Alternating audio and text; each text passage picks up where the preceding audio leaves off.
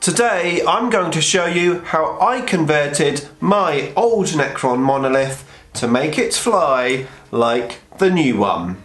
And it's coming right up.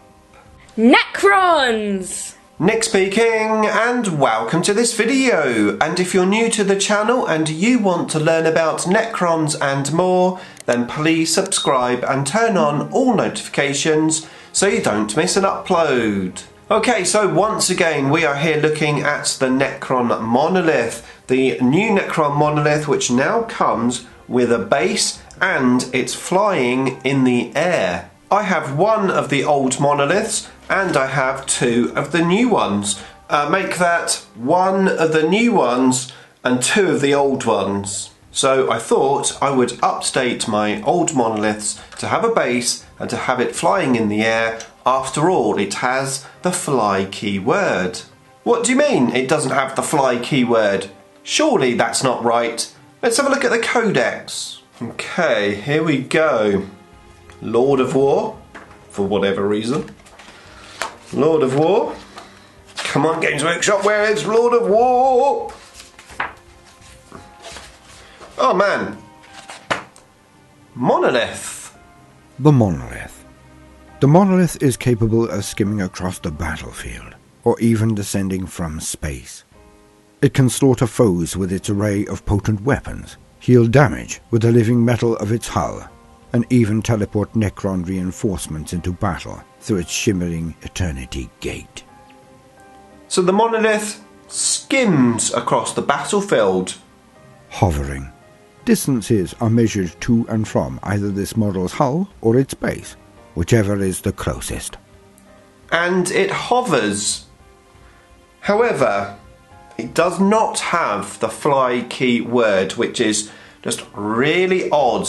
They're giving us a brand new miniature with a base, which is clearly, if I can get it off, it's a good design base to be fair, but it's quite difficult to get off.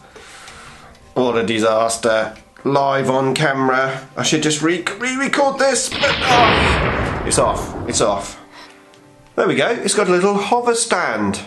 It clearly is flying in the air. However, it doesn't have the fly keyword, which is just really odd. What is going on, Games Workshop?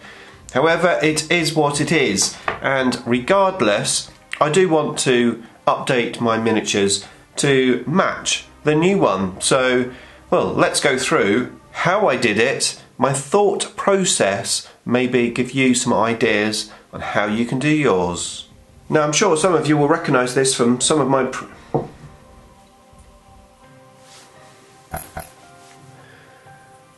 oh, flickering light. It's weird how sometimes it flickers. Oh, I have to run with it.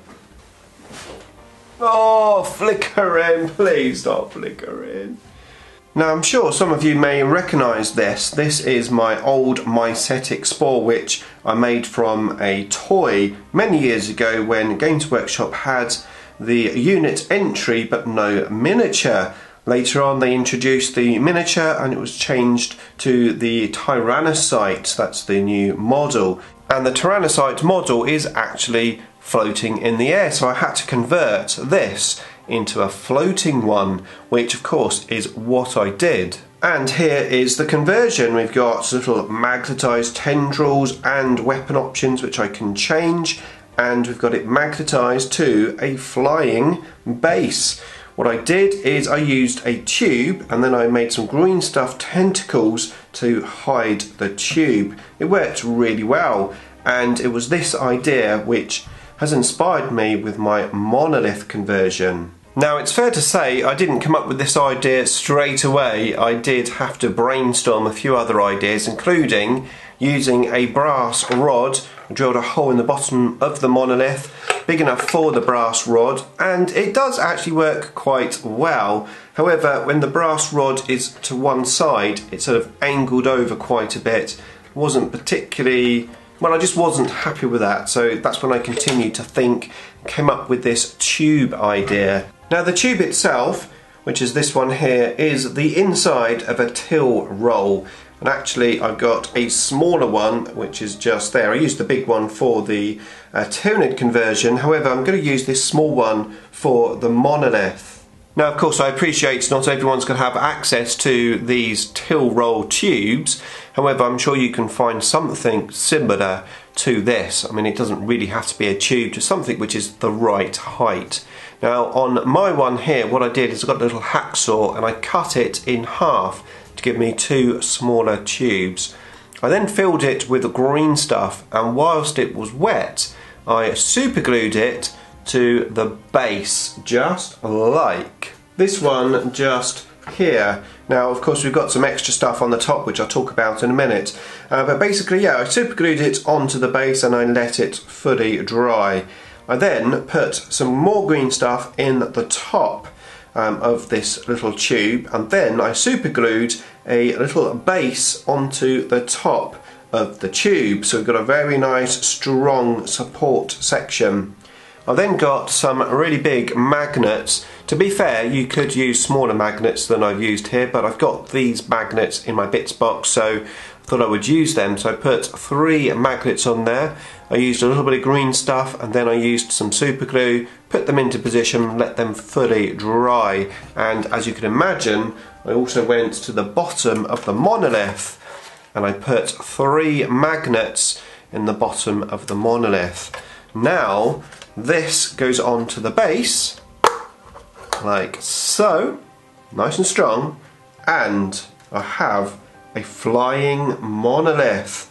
Now you may have seen of course where I've super glued it pretty heavily, I've got some whiting marks just around the tube. So what I did is I just put some sand on the base, because I've got sand material on my Necron army, glued the sand on, let it fully dry, and then I primed it with black primer. Then I painted the sand and I put on some extra material, hence this one which I made earlier. We've got finished right there. I'm probably going to put crystals on this one, so I'll have one with rocks and one with crystals. But now we've got the complete finished base. Let's show you what it looks like.